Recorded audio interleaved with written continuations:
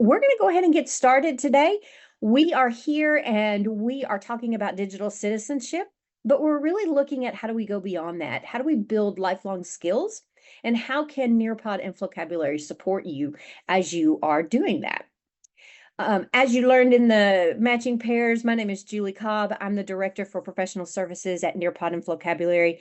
Been with Nearpod and Flocabulary about 5 years after spending 26 years in public education. I am still on Twitter or X or whatever it is. I still try and learn from others that are out there. So if you happen to be there, I'm always open to learn from others, and you're welcome to reach out. But let's get started in the learning today. Let's just really get into it. So as per good instructional practices, we have a learning objective. We have several learning objectives for today. We're going to look at what our purpose is in education and specifically in today's learning. We're going to talk a lot about media literacy, and we'll talk about how that relates to digital citizenship. We're going to really focus and give you some specific strategies that you can use to incorporate media literacy when you are using Nearpod and Flocabulary on a regular basis. And then we're going to look at what does this mean for you and what are you going to do with this information tomorrow when you see your kids, or on Monday when you go back for the next week. So let's start with our purpose. In the midst of all that happens in education, in the midst of the busyness of life and all this kind of stuff, it is really sometimes challenging to remember why we are here. And so I did want to help us remember and kind of focus on our purpose. And so our purpose as educators, according to the Department of Ed, is to promote student achievement and preparation for global competitiveness by fostering educational excellence and ensuring equal access. At the end of the day, we want students to acquire knowledge and skills so that they can be successful members of society and be accomplished. And so in order to do that, there's a lot of things that come into play when we start thinking about all of this. I do want to pause for just a minute. There was a quick question, and I want to make sure that we address that. You will receive a copy of these resources at the end of the session tonight. If you are familiar with Nearpod, you are certainly welcome to use that notes feature and take notes as well.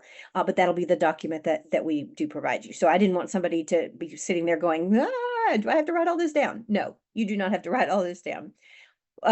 So back to our purpose. So our purpose is not just working on it's not just working on things like math and science is going to be on the test. It's really about knowledgeable, skillful, successful members of society, and that's really what we are hoping for. Now, as employees of an educational tech company, our purpose is a little bit different, but it's really along the same lines. And so our purpose at Renaissance has been the same since 1986.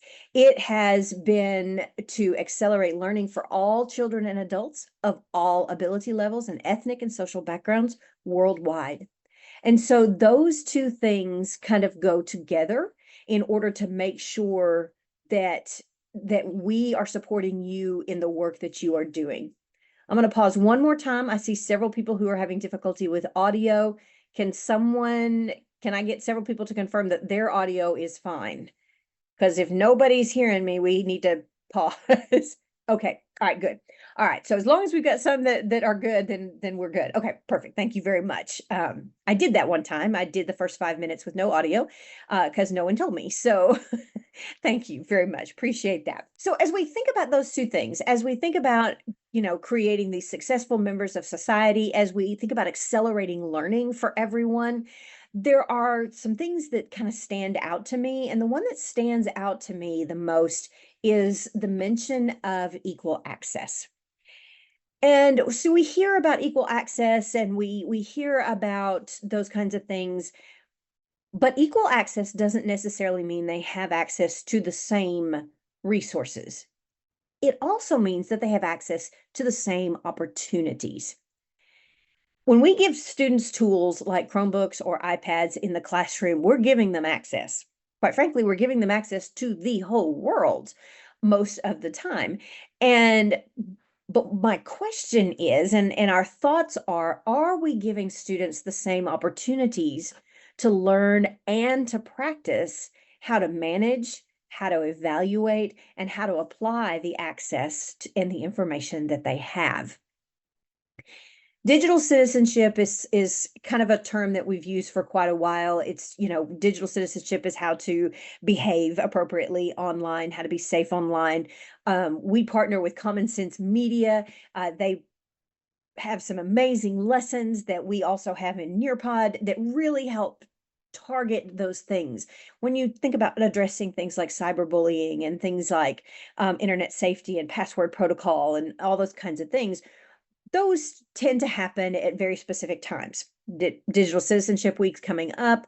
Those are some things that happen, just periodically. You get those types of lessons periodically.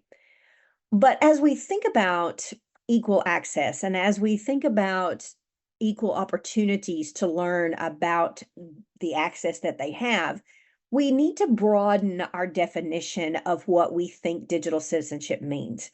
So you've also, I'm sure, heard the terms communication, collaboration, critical thinking, and creativity.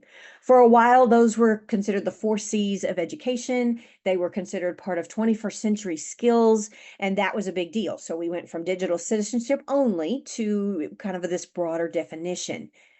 But as we move it to an even broader definition of what it is that we're talking about, when we think about how media and how technology and how access just basically invades every aspect of our life, we begin to move into a really broad, a broad topic.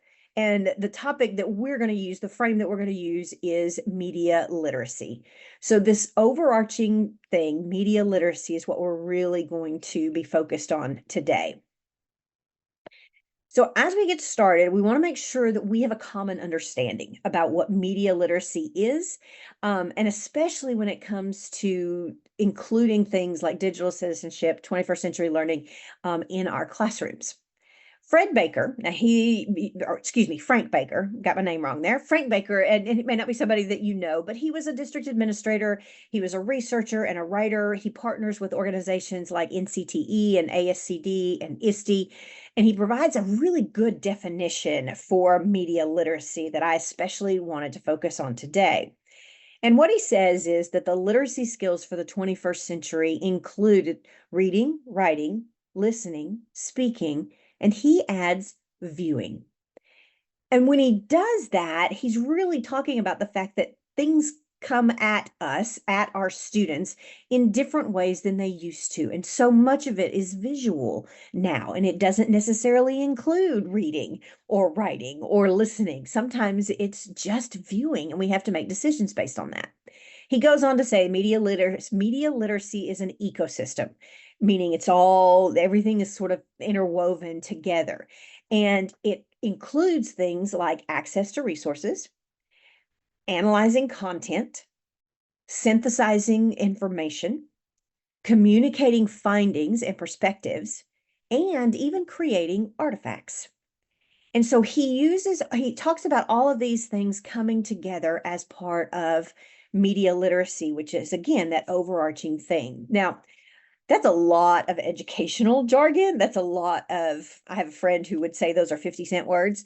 And so let's make this a little bit more personal for now. So I want you to kind of think for just a minute about your day today. What are some of the activities that you were involved in today? And did you have to access resources for that? Did you have to analyze any content for that? What about communicating with different perspectives? So you might be surprised at how often you're actually doing these things. So we're going to go through it. So you have on your screen, if you have joined the live lesson, if you have not, I encourage you to do so. But if you've joined the live lesson, what you see on the left-hand side of your screen are some scenarios that you might have encountered today. And you can move those instructions up out of the way. And then you have those 5 skills or 5 skill categories. And I want you to grab these draggables. And I want you to think about, okay, if I made a purchase today, what did I have to do? Well, I probably had to analyze some content. I had to figure out how much it cost. I had to analyze, did I have enough money? I might actually use that one twice because I probably had to access some resources as well. So I'm going to give you just a minute and I want you to use these and put these where you think they go. What skill did you use when you did these everyday activities? I am going to switch over to the teacher view. I will hide student names just to make everybody a little bit more comfortable. If you are not as familiar with Nearpod, this allows me to kind of see what's going on and see how everybody's responding. So I'm going to give you just a minute. After you've moved all the ones over at least once, I want you to use the text tool at the bottom, right down here, and add a text box and add at least one scenario. What did I miss that you did today that required some of these skills?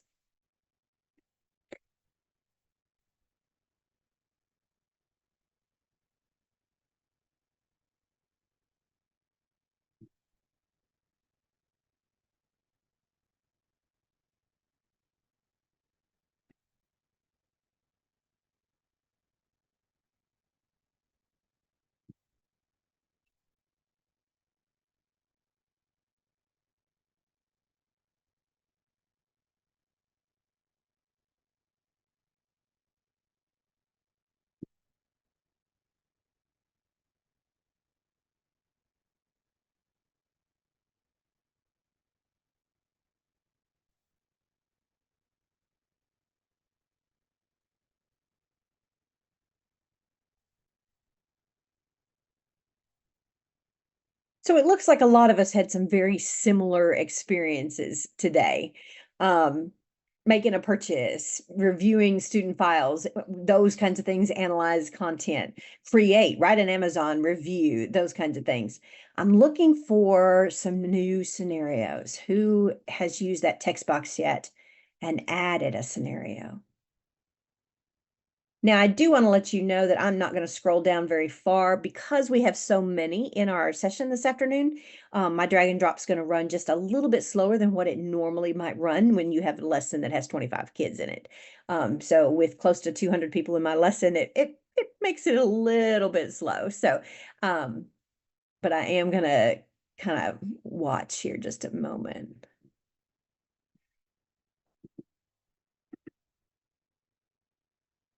Lots in that create section.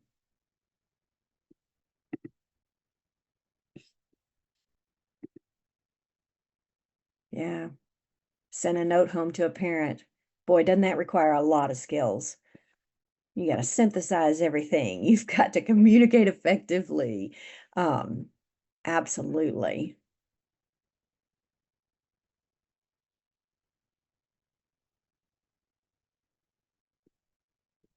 Jessica, I see you have your hand raised. If you have a question, go ahead and pop it into that Q&A box, and one of my colleagues will make sure that they answer that. Or if you have a comment for the good of the group, feel free to go ahead and put that into the chat. I had closed the chat for me, so I will open that back up. Can't drag and drop because you can't see the whole screen. That may be because you got the Zoom and the Nearpod on the same thing. That's okay. If you want to pull one over on top of the other, you can. Don't forget that you can move those instructions out of the way. So if those instructions are down in your way, you can click that little blue button and it will move out of the way.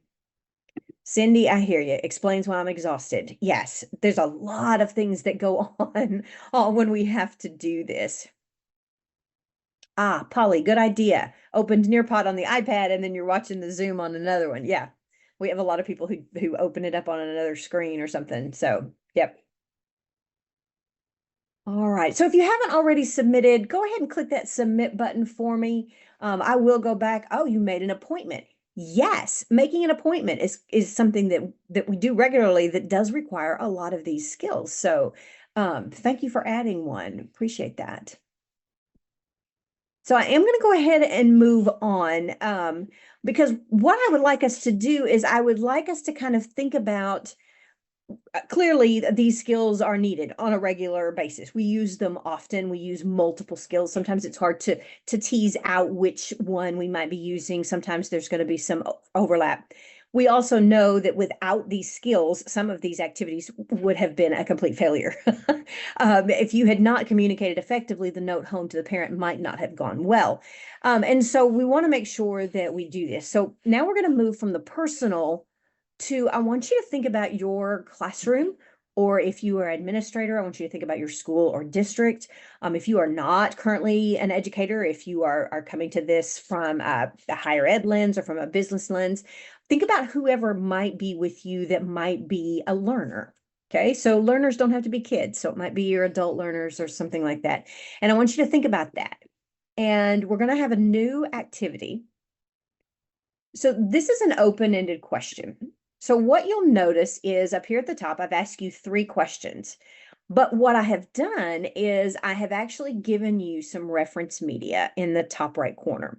So when you click on that reference media, it's going to open up a blog. This blog happens to be a vocabulary blog on how we incorporate literacy, media literacy into some of our lessons and that sort of stuff. But here's what I want you to think about.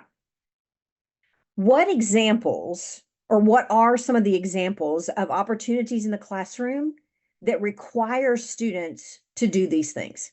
To access resource, to analyze content, to synthesize information, to communicate findings and perspectives, and to create artifacts. Question number 2, are the examples that you can think of, are they the norm or are they the exception? And question number 3, how often should students practice the skills in the classroom that we just said we are using daily in real life? So I'm going to give you some time to kind of think through this, because I want this to frame where we go next. So what are examples that you've seen in the classroom? Are these examples the norm, or are they the exception to the rule as far as the type of work? And how often should students be practicing these skills?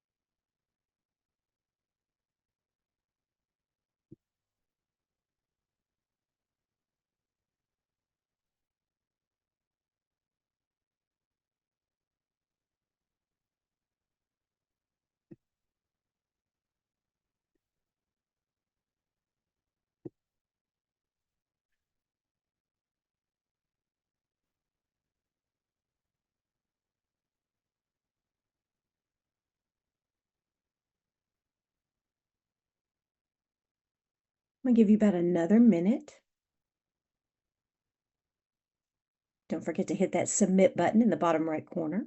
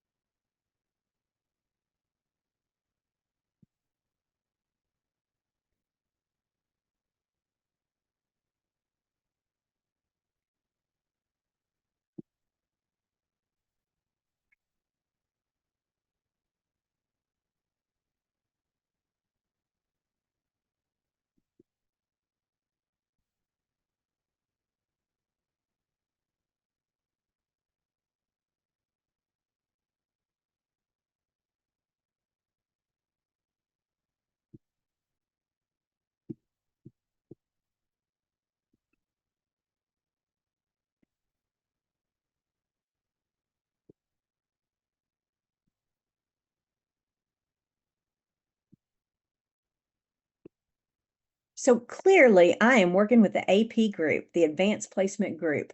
I'm looking through these and reading through your examples. And one of the things that I'm noticing is that so many of you are saying this is the norm in my classroom.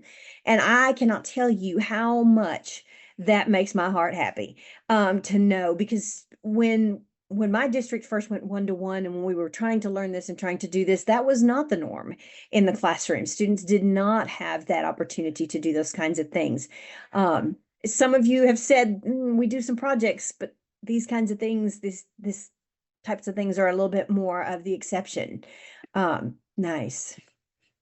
And I think we all agree these types of things should be happening daily.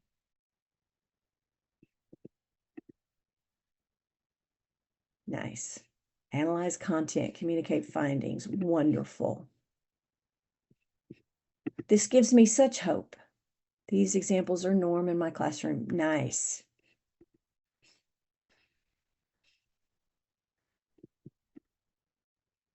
Every day, multiple times a day. Yes, yes. All right, so we are all on the same page, which is so exciting. So what we're going to do is we are going to look at really how is it that we can do this every single day, and how can we make all of this part of what we do, whether we're explicitly teaching digital citizenship or whether it is just simply a part and the skills are a part of the day-to-day work that we do. Thank you so much for everybody participating. Appreciate that. Virtual school. Ooh, there we go. Nice. Constantly creating. Nice. In our school, this is the norm. I do appreciate the fact that some of you put in our school, this is the norm, because I think that it is not the norm everywhere. So those of you that have gotten up at 2 a.m. and has spent some time at school today or stayed after school today to do this, you guys are the exception, and I'm thankful for you.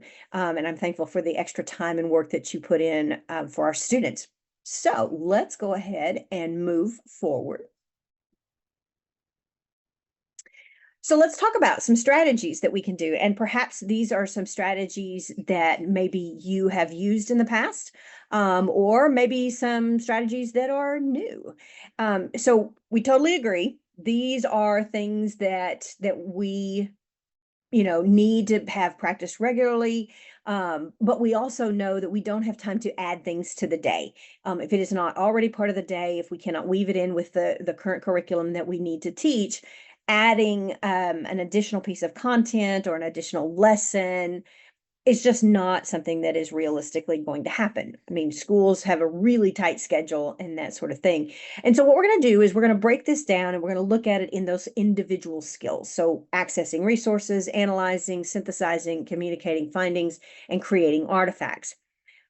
But sometimes just be aware, as we all know, those things are going to overlap. They're going to be kind of intertwined. And so you may see examples that actually meet multiple ones of these. There is a quick question in the chat. Are there any Nearpod lessons for digital citizenship and media literacy that have the VR feature? I would assume the answer would be yes, but I cannot point to a specific one at the moment, Anna Marie.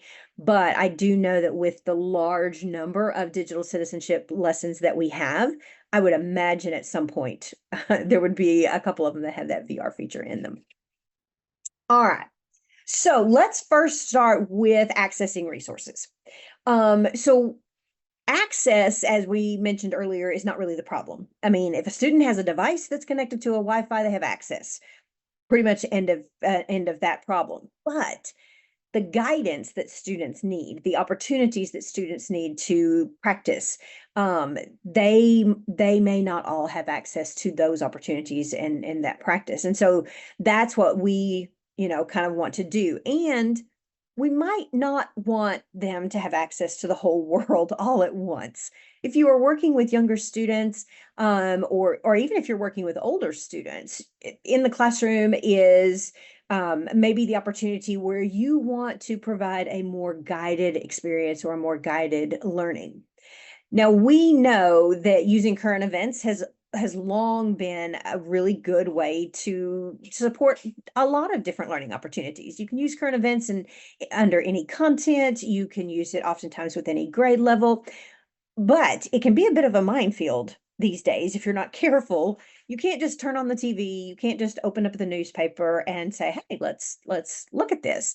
It usually requires a little bit of vetting, it usually requires a little bit of preparation in order to help students access the information, but also have that guide on how they're processing that information and that sort of thing. So one of the things I wanted to point out today is that there are several different ways that Nearpod and Flocabulary both support this, the current event type of thing.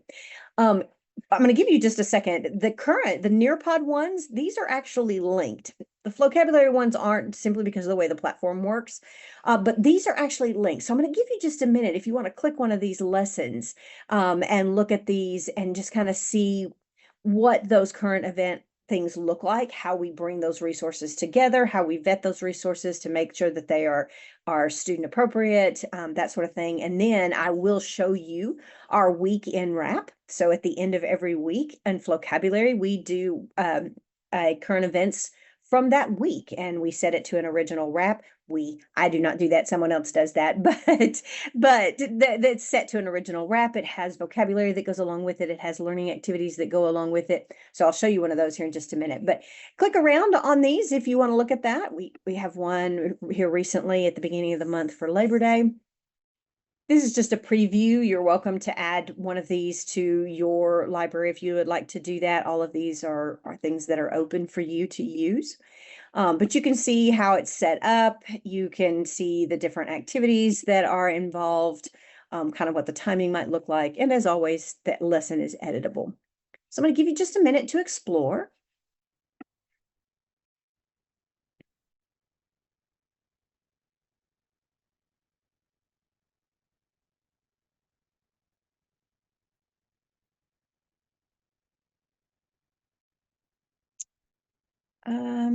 Mary, make sure that you have joined the lesson.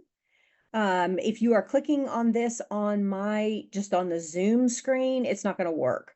But make sure that you actually join that live lesson. Bridget just put it into the chat so you can click on that. Sometimes it's hard to know which screen is which. So yeah.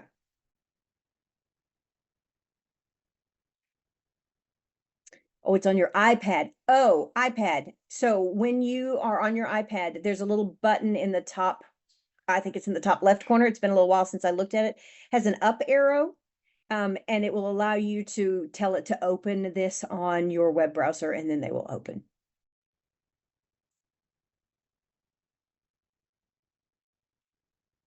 Asia, so the Nearpod won't save to your Google Drive unless you have activated the notes. However, I will be giving you access to all of this at the end of today's session. Alexandra, the Flocabulary ones are not linked. It doesn't work that way with the Flocabulary platform, but that's a good reminder that I will show you what that looks like. So I'm going to go to my Flocabulary account. These are always right here under current events. And so I am going to show you, let's see, let's look at, well, we'll just look at this one. So we have weekend wrap. So that's our old 6 through 12 students, older students. We also have a weekend wrap junior. So we try, and if there's something that needs to be adjusted for those younger students, then we can certainly do that. So when I click on this lesson, it shows you a video that was created specifically for the different events that occurred that week. There are vocabulary cards that go with that particular lesson. There is a game. There is a quiz, and there is a lyric lab. We're going to talk a little bit about lyric lab later, but basically it's a scaffolded writing experience. And so what happens is, yes, Build the Beat is super fun. She's talking about the vocab game. So yeah, that is super fun. The cool thing about this is these are all current. And so the team in Brooklyn builds these during the week, and they release them every Friday for teachers to use. And so teachers determine, if they have younger students, they use the younger one, the junior. If they have older students, they do the older. And we have these that are used across curriculum. But what it does is it gives students access to the resources of the things that are happening in real life. And then it gives them access to you as the educator, who can then help support them and help them kind of figure out what they're doing with those resources, how they're processing all that information, and how they understand that. The weekend wrap, I think it covers around the world. Some of it is going to be the United States, but like we covered the Olympics in Paris, we covered the situation with the astronauts. So I think it's global. If someone knows different, someone should let me know. So, all right. So accessing the resources, this is something that students can do. So what we're going to do is thank you, Alexis. We are going to take just a moment and we're going to work on a collaborate board for a minute. And so what I want to know is, I want to know how you or your school is helping students learn how to access resources. I've shown you just briefly a simple way that we do it in Nearpod or Flocabulary, but there's all kinds of ways. So how are you helping students access resources that's going to move their learning beyond the classroom? Social media. Yep. Kelly, I would love to know more about that. Are you sharing things through social media for your students to take in as consumers, or are your students also contributors on social media if you work with older students? Through an LMS. Okay, you use Google Classroom. Nice. Google Classroom is a great way to help you curate those resources and help students access those. Absolutely. All kinds of ways. So looks like we're using Google Classrooms. LMS is really heavily good. Nearpod, Flocabulary, community partnerships. Love seeing that. It's always amazing when you can bring somebody in who's going to tell your students exactly what you just told them, but it's somebody different. It's a different voice. It's a different face. And so they can really kind of tap into that. So absolutely. Links in LMS that take them to live resources. Absolutely.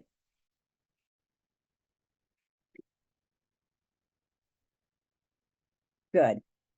Oh, so Nearpod and Flip was just, I just loved Flip. I hate to see it go.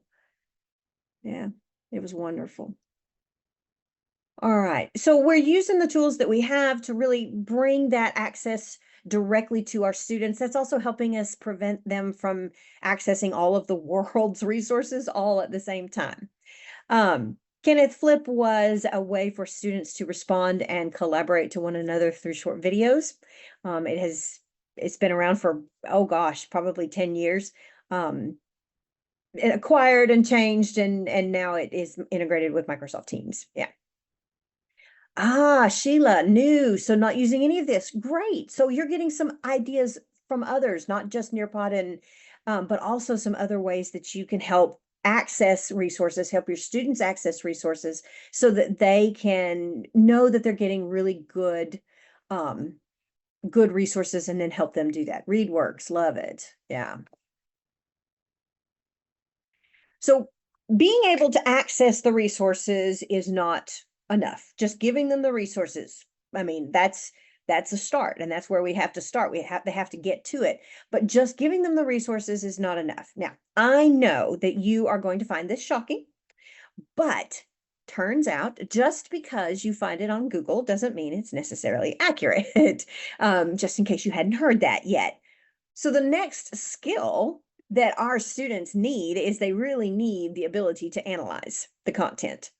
And so when we begin to think about the resources that students have access to, whether we provide it or whether they get it in the real world, they need to analyze the content. They need to evaluate that information. And this is a critical skill. And sometimes I think maybe it's more important now than it has ever been. With the increased use of AI, with the current political season, with the significantly higher amount of information that is readily available to our students, being able to analyze that content through a critical lens is something that is super important. So we're going to talk about AI for a moment, just because I needed an example, but anything, will work for this type of thing. But let's talk about AI. So perhaps you're not using AI yet. I mean, I know that there are some schools who have already made decisions about what they want to do with it. There are some schools who are still waiting and watching. Um, but whether we like it, don't like it, don't use it, whatever, AI is here. It's not going away. And, I think we should probably consider what we're going to do and how to address it. So one of the things that we've done is we have provided some lessons in Nearpod that you can access. Some of it, you'll notice it says unlocked content. That means that regardless of what level of license that you have, we have partnered with Common Sense Education so that you can have this lesson, so that you can use this with your students, whether it's next week or week after next during Ditch Sit Week, or whether it's just in general, or it may just be for you. I need to learn a little bit more about AI so I can have a conversation with my students. So both of these are linked. So you can click on either of these and look at those in Nearpod. You can add them to your lessons if you would like to have access to those later on. They can also simply be found if I go to my Nearpod account and I go to the Nearpod library.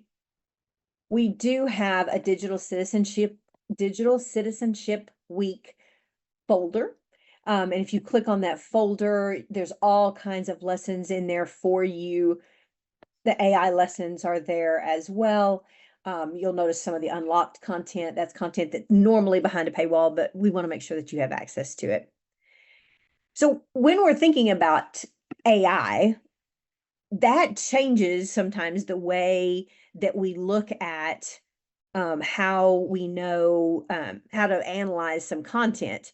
And so what we're going to do is we're going to move you into another activity. Again, you will have links to this later on, so don't worry if you haven't finished looking at the lessons.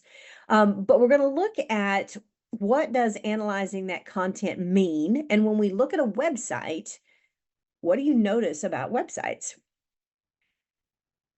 So this is an open-ended question again. Again, I've asked you a couple of different questions and I have put a reference piece in you. So I want you to click on that reference piece and I want you to just simply answer the question with what do you notice if you are analyzing this site for more than just the content.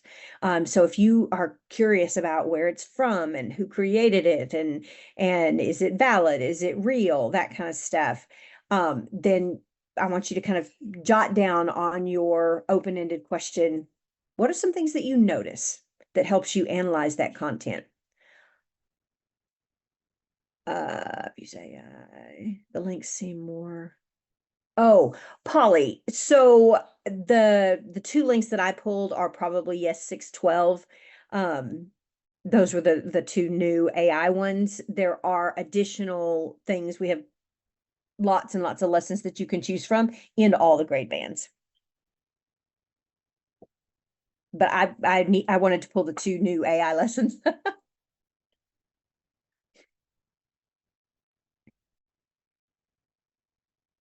Take your written tests and turn them into Google Forms. Nice. The reference link, when you are looking at the open-ended question, the reference should be in the top right corner. Should be a little box that looks like this, has a little world on it. Again, you have to be in the live Nearpod lesson, so make sure that you're in that lesson.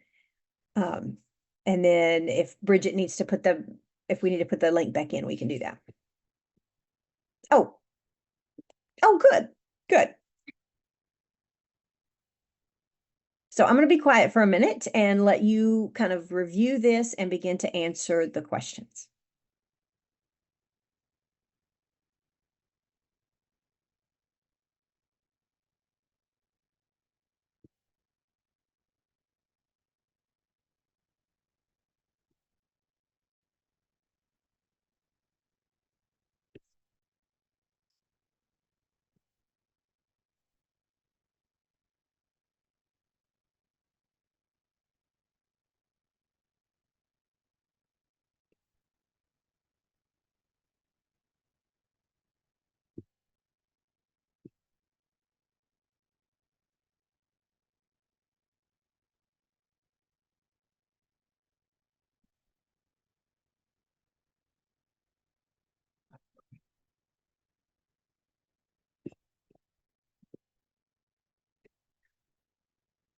Got it, Bridget, will do.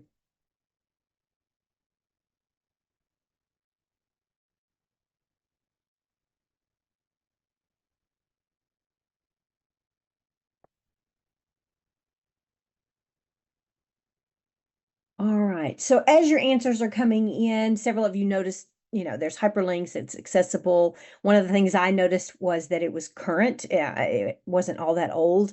I also noticed that it was from Harvard.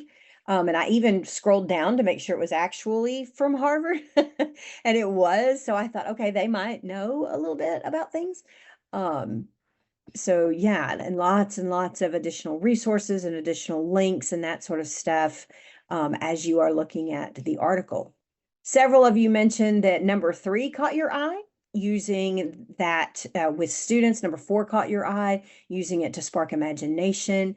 So one of the things that I always want to do is I always want to provide an opportunity for my students when they are looking at a resource that I give them. I want that resource to encourage them to continue the learning beyond my classroom or to continue the learning beyond my simple assignment. So I think when we think back to our purpose of, successful citizens or competitive on the global stage, we want to make sure that our students see our resources as a connection to that outside world, and it gives them additional opportunities to access resources and to analyze that information and that sort of thought. Oh, you thought it said did not spark. Yeah, to spark imagination. Yeah. Because sometimes it'll give you an idea that you hadn't thought about, and then you can take it and run with it.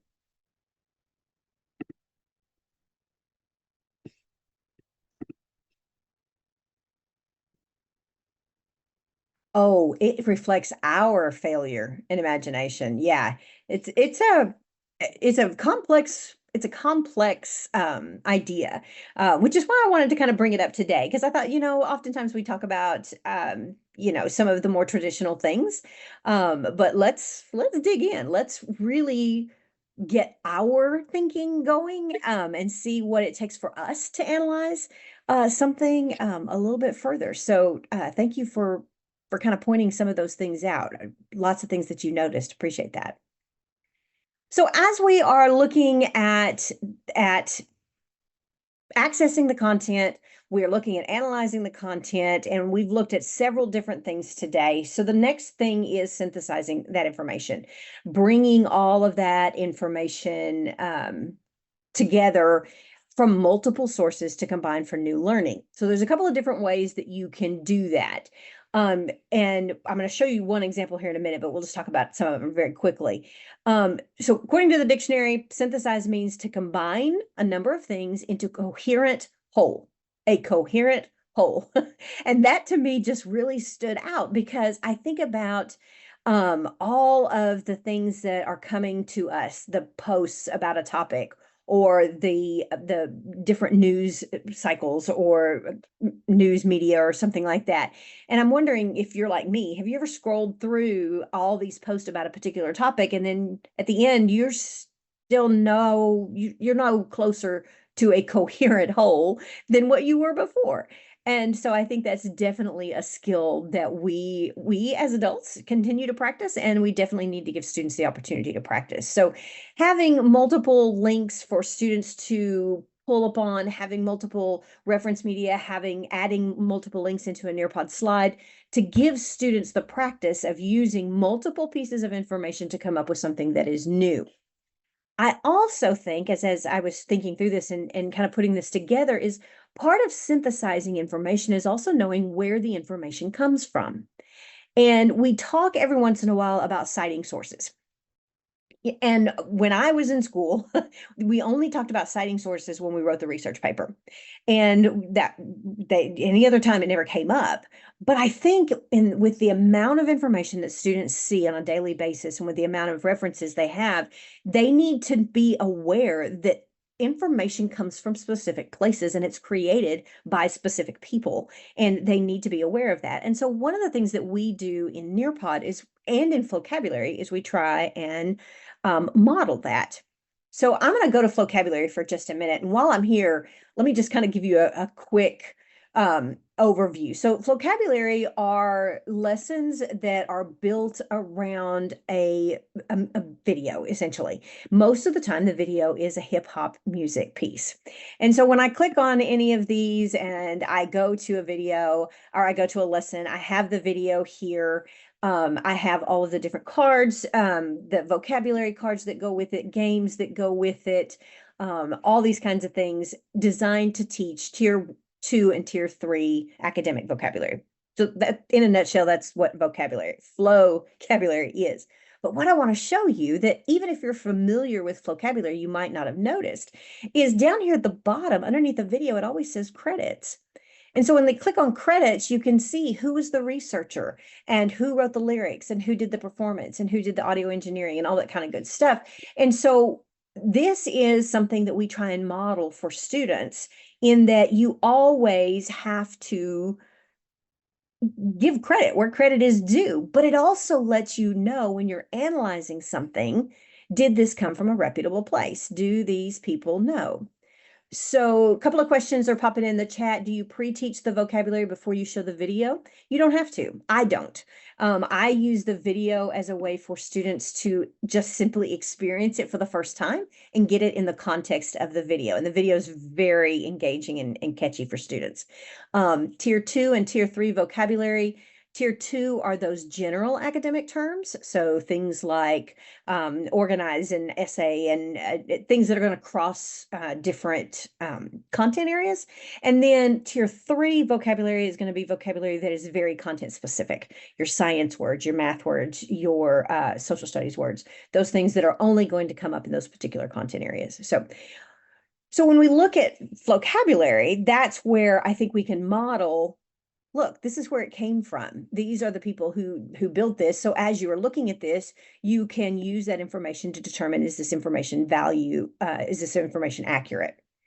In Nearpod, we do the same type of thing. So if you open up a Nearpod lesson and you go to the end of every Nearpod lesson, it's not on this one. Hold on. Go back to my lessons. If you open up a Nearpod lesson, at the end of every lesson is going to be our resources. Where did we get the information when we put this together? And so this gives you yet another way to show students, this is how you know this information is valuable, or this is how you know this information is accurate. So when you synthesize all this information together, you also know that you're synthesizing information that is accurate and that is responsible. And so I'm going to give you just a quick moment to look at this. You don't have to do the activity by any means, but this is one of the ways in which you might synthesize things, give multiple things. This is a draw it, but the draw it has links that are embedded. If you didn't know that, that's one of those extra, if you've played around with it a little bit, you've probably figured it out, but you can actually add links. So this is all about a particular jazz singer, and we want students to look at different things about her and then pull that information together to explain how she shaped music and culture. And so we want them to access different resources, but we also want them to synthesize those resources. And clearly they'll know exactly where they came from. They can look at the site, they can determine, okay, this is history.org. So, that's a reputable site and that sort of stuff. This is one we happen to build, but this could also be one that you could build on your own. This is just an idea or a model in which you can use it. Somebody said the third one didn't work. Oh, video not available. Oh, you know what? So here's a great thing about this team. So what I will do in just a moment is I will send an email to our content team and they will take care of that by in the morning. So, so if you want to use this lesson later, it'll be taken care of. This came out of one of our social studies lessons, but we will definitely check on that. So we have a very responsive content team and they will take care of that. So thank you. So you can do that with a draw it. That's one of the ways in which you can do that. Now, how do you add links? Oh, adding link into a draw it. You can just simply, I believe, oh, I can't do it here. I'm not in create. When you create something, you can highlight it and you should be able to add a link, like a hyperlink on a text. We'll get some follow-up information and we'll see if we can't get that follow-up information out there. Yeah. So we've done all this. We've asked students to access the resources, to analyze all the information, to synthesize all of this, and now we say communicate that. But we also say communicate in a variety of ways. We want students to communicate a lot. Remember, reading, writing, listening, speaking, and viewing. There's a lot of reading and writing that's happening in the classrooms. There's probably some listening. We hope there's some listening, but oftentimes it's a passive experience when they're listening. But there's oftentimes not as many as speaking and viewing opportunities. And so we want to give students that. And when we talk about speaking or when we talk about communicating, it's important to remember two things when we're working with students. One, what is this type of conversation? Is this social or academic? Is this formal or is this casual? Is this a known or an unknown audience? Because that makes a difference. And then what is the purpose of the communication?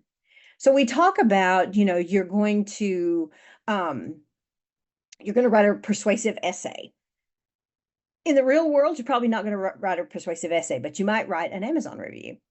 You're going to have to write an essay to justify something. Okay, you might not do that in the real world, but you might have a verbal discussion with a parent trying to justify to get permission to take the car. These kinds of things, helping them understand that the communication that we're trying to teach them are things that they're actually going to use in real life. So what we're going to do is we're going to have to be really quick on this or I'm going to run out of time. We're probably not going to spend as much time as I had hoped, but one of the ways I wanted to show you is how we can communicate in different ways. When we use a collaborate board, we have all kinds of opportunities to talk about how that digital conversation occurs. Is this a social conversation? If so, we might communicate a little differently. Is this an academic conversation? And if so, we might do this a little differently. So we're not going to have time to actually do this activity today, which makes me a little bit sad. But this is one of those things where communication doesn't always have to be write the sentence, write a paragraph, or write the essay. This is an activity, if you've not seen it in the before, it's a 6-word story or a 6-word memoir. Where is my tired. Yeah. I thought I had linked, but if you just Google 6-word memoir, you'll get it. The premise is Ernest Hemingway was asked to write a story in the shortest amount of words possible. He wrote a story in 6 words. What he wrote was "For sale, baby shoes never worn." And so asking students to do this type of thing and then asking them to go back and communicate to one another. So how might you communicate? Thank you for sharing. Is there an appropriate way to communicate? You wouldn't want to go, that sucks, or something like that. And so teaching them how to have these digital conversations here helps them when they begin to communicate outside of your classroom on social media, because they are communicating on social media. It doesn't matter what we do in the classroom. They are communicating on social media, but we want to help them have better communication skills no matter where they're having them. And so this is a great opportunity to do those types of things. This hurricane needs to go away. Great story.